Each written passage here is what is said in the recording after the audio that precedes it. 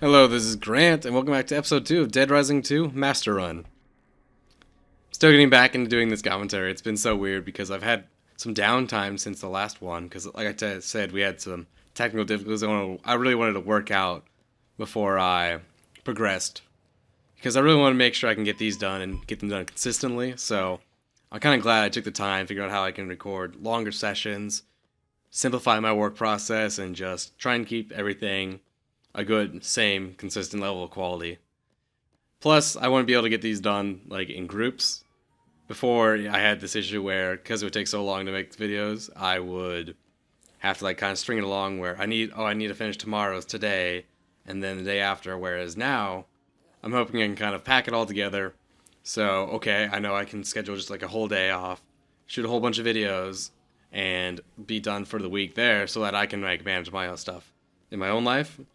Which, fun fact, I'm graduating this semester from college early, 3.5 years, which a engineering degree, so that leaves me with not a ton of free time. So any way I can kind of make this more efficient really helps. But we're actually going to start off here with a pretty bold choice. Normally what you do here is there is a supermarket, kind of like a CSV Walgreens type look with some groceries, pharmacies, and they sell Zombrex. And the goal is to go there, get some Zombrex, and that's basically what you would do with your first mission. However, there is actually another mission that is active at this time, or rather at 4 a.m., so we have a little bit of time to kill. So I'm going to sneak right up here, and we are going to get this sniper rifle and this stake, which, if you are familiar with Dead Rising 2, you probably know who that stake is for. We're going to go and tame Snowball, the tiger, and kill Ted, her caretaker, and bring her back. Snowball counts as a survivor, and she is a tiger. I wish I could remember exactly what kind of tiger she was, but I cannot. I'm not great with animals. Animal names, that is. And she's actually, you can give her to Katie as a gift, which I had wanted to get all the gifts for Katie, and I end up getting all the easy ones, and I mess it up later on in the series, so look for that. It's pretty bad. I'm not proud of my handiwork there. But she's really infamous for being particularly hard to tame, and I am glad I seem to have found a pretty consistent way to do it, so if you're looking for that, stick around. We had some time to kill, so I'm going to go head out to the strip. The strip or Fortune Park. I guess they're all the same. I didn't really until now I didn't really think that they even made a distinction between the Silver Strip and Fortune Park. I just think of it all as outside. But we're gonna head on up to the Yucatan Casino. It's at the very north. Well, it's by far the farthest casino. It's a pain to get there until you unlock a shortcut that's a little bit closer. And it's the location of some of the more interesting scoops. Obviously, there's the tiger fight, which is going to amount to just the tiger, who we don't want to kill, and her caretaker, which is an extremely easy psychopath. But since Snowball or Snowflake, I always go back and forth. I don't know which one it actually is. It can be like a really finicky fight where either you tame her like right off the bat, it only takes a couple minutes, or it can just be a huge pain because we're gonna have to feed her steak. It takes 3 steak, and one, she either won't eat it, or you're either getting attacked, which is a big deal because we're level 1, we can't take a lot of damage here, or just the fact that like sometimes she'll just run away and never come interact with you. So I wanted to get it done out of the way because it's infamously hard. Plus, I'd like to get some levels under my belt, which is why I'm doing this here, is we have some time to kill, like I said, so I'm going to go through here, do these little shows. You get 1,000 PP for 1,000 cash, and you get an actual bonus if you do all 3, which again is kind of nice because level 1 Chuck is terrible. So anything we can do at the very beginning to kind of get the show rolling helps. We need to be at the Yucatan at 4 a.m. If you get there at like 3:50, which is really easy to do, you won't spawn and you have to leave, come back in. So here I was really hoping to try and get a level before we go into the fight to see if we had extra health or extra stock. And I figured I'd go over here, and there's a magazine here, much like the books in Dead Rising 1. They will give different effects while you hold them in your inventory. This is the leadership magazine, which I have never personally used. But I was like, hey, this is the first time I do Snowflake before even the pharmacist. So I was like, hey, let's give it a shot, because at this point it's, like I said, my third time through. I'm like, maybe it's gonna have a big effect, and it does. I don't think it's worth it overall, but there's a couple survivors it makes a huge deal with, because there's certain survivors that are injured that you're supposed to carry, or they're slow, that if you have the book will just walk normally. Particularly there's the industrial fashion, there's an injured construction worker, and shell shocked. There's like a injured war vet who is too proud to be carried, but if you have the book, he runs completely fine. I'm running a trike here just because zombies can't really hurt you and you just plow them over. It's pretty convenient, actually, for how ridiculous of a vehicle it is. That is Lenny. Take note of him, because I did not know this until my second run. It was actually the what caused me to have to restart that first run. Is he goes off and he hides in a room and you can go find him, and he will give you information for a scoop later on in the game. So this is Ted, or Theodore, the tiger's caretaker. He's looking for meat to feed the tiger because all her food is gone bad and zombie meat is rotten, which is something he shares with the butcher from Dead Rising 1.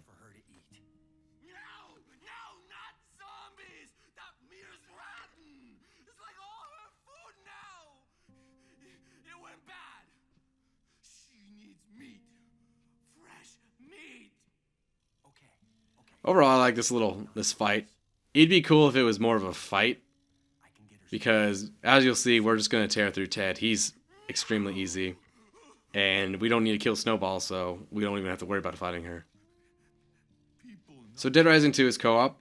I had originally thought about leaving it on and letting people come in the game, but everyone I tried to play with turned it out to just be more of a hassle than it was worth. Either they'd be really laggy, or I'd be trying to go to the next area and they would just be off somewhere doing who knows what.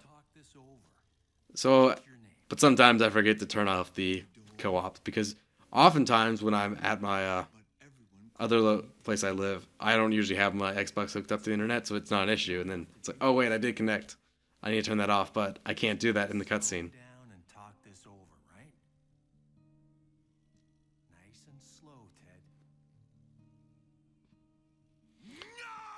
So Ted does not take kindly to that comment, which, Chuck, that was inadvertent, but unfortunate. That's definitely a bad way to get your start off on this zombie outbreak, pissing off the few survivors. I'm pretty sure the whole zombie thing doesn't affect animals. I would assume it doesn't, otherwise, like, maybe the tiger would get infected, but at the same time, I want to keep calling it a virus, but it's not. It's the parasite. It was made for cattle, right?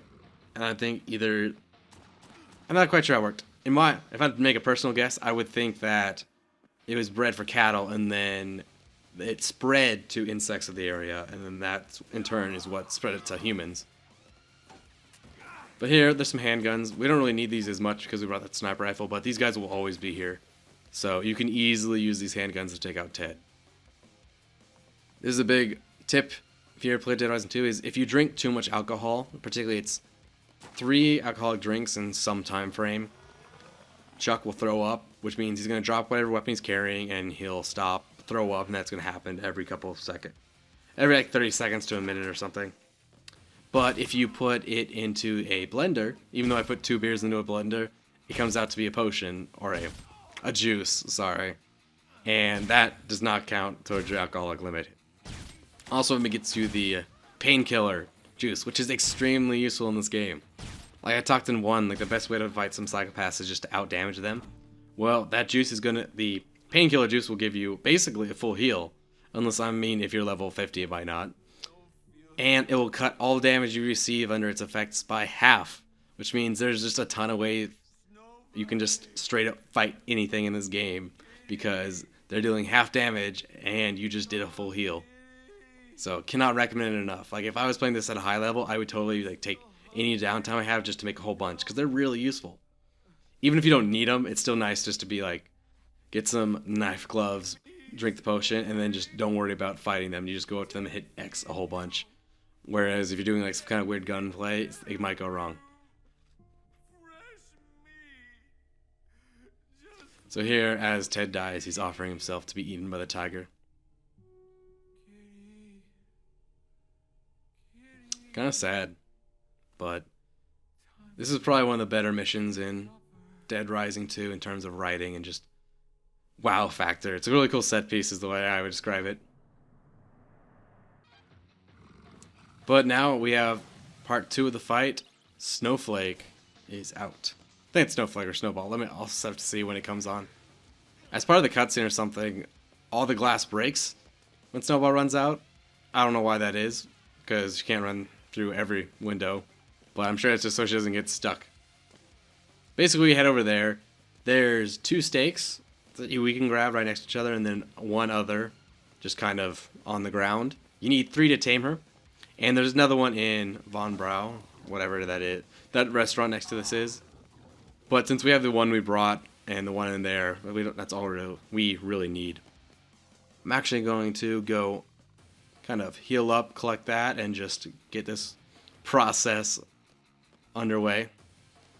So there's a lot of rumors about how to tame Snowflake, ranging from, try and put the stake on a visible area, or don't have any weapons equipped because then she'll be scared of you and attack you.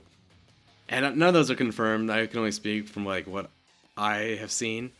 And the basis of it is she will not eat the steak if you're too close to it. And I don't know if that's like some weird programming where they like she's timid, or it's just that when she gets close to you, she always aggroes on you rather than seeing the steak. But we're gonna go ahead and put one right here. And we're going to back off to this wall. Because what's important is, like I said, you need to not be by the stake, but we are so slow that it can be hard to drop the stake and get back before Snowflake's there. However, if you climb up on the wall, you're going to be safe from zombies, you're going to be safe from Snowball, the tiger. And since the tiger can't reach you, the tiger is going to go do whatever, and it forces her to run really far away, giving you time to set this up. Also, if she does aggro on you, you can just hop up on the wall and avoid all damage. It really helps. As for like why this has a high success rate on her actually picking up the stake, I don't know, but it's been really consistent, and I've had a lot of trouble in other areas. But you can tell she's starting to take the stake when she kind of slows down to a walk. It's actually possible, I don't know if it happens in this one, where she'll quote-unquote eat the steak, but it'll still be there, so you essentially get a free steak. Other times you can have a glitch where she'll eat the same steak twice, so it'll be like heal. That's even better. It's just kind of hard. I like to say every time she goes up and ignores the steak, I like to put it back down just to kind of reset it. You gotta be quick on the stick shakes though when she does grab you, because we do not have a lot of health. And we don't want to be eating our steaks. Unlike in Dead Rising 1, you actually need to shake the stick. In Dead Rising 1, they have this thing where you could roll the stick, and it would be much more like successful at being recognized as however the game interprets it. Like, you could easily get out of any grapple by rolling your stick a couple times, but in this one you need a shake. There's a lot more button mashing and stick shaking in Dead Rising 2, so try not to get carpal tunnel if you're following along. Here I'm just going to clear out some zombies so I can have time to deal with this. These are a big pain. But here I don't have... Unfortunately, Snowflake's heading at me as I go up. So I'm going to go pick it up, reset the stake. Sometimes the stake likes to stand up on its side, and I always thought that was kind of silly. But I'm going to go over here. You do not want to jump up on the wall, because like I said, that's going to send her away. But if we get that far enough out there, it should be fine. Sometimes she just randomly decides I don't want this, but I've had a great time doing this. It's been very consistent doing it in that spot. So here we have a little cutscene that means she's on your side. This can glitch as well, where she'll have fully eaten the steak and she'll just stand there, but you won't get the cutscene, and you have to like go do one of the missions, come back, and eventually she'll join. So now we have to go get that other guy. So his name's Charlie, I think. Oh no, Charlie's his brother, but he's a parody of Rain Man, who was this guy who he had some kind of mental like issue, but he was this savant with numbers. So his brother, being a less than stand-up guy, took him to Vegas and used him to count cards and make a bunch of money. That's actually, it's a really good movie. There's a lot more to it than just the Vegas part. Lenny, that's the name.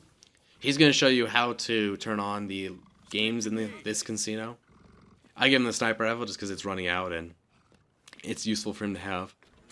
As well as he will have a mission later on that will basically will only give you money. He tells you how to get into the vault in this casino. And that's on day 2, I think. It just gets you like, I want to say like $50,000 to $100,000. Snowflake, that was it. In general, most of the survivors in this game are, like, they take care of themselves. You do not need to bother. Especially if you give them a weapon, just don't even worry about it. Compared to like 1, some of those survivors really needed expert detail to get them through anywhere. You're gonna come up here, grab this light machine gun.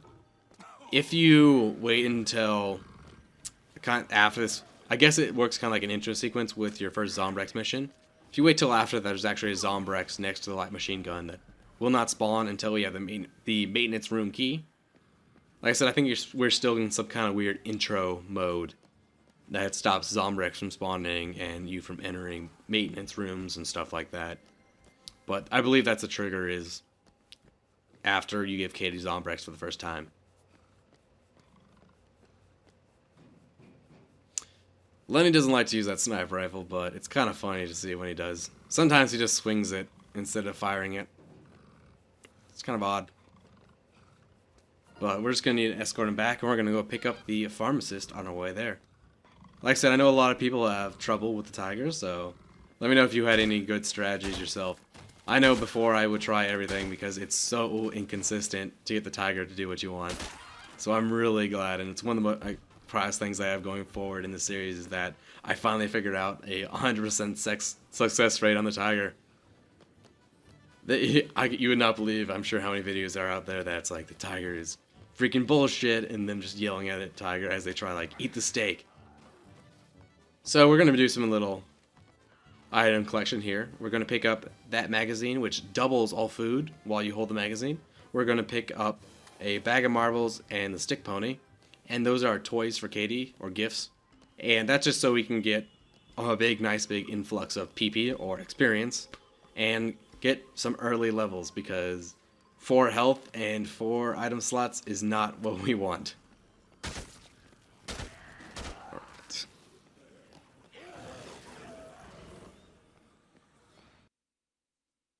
Thanks for watching.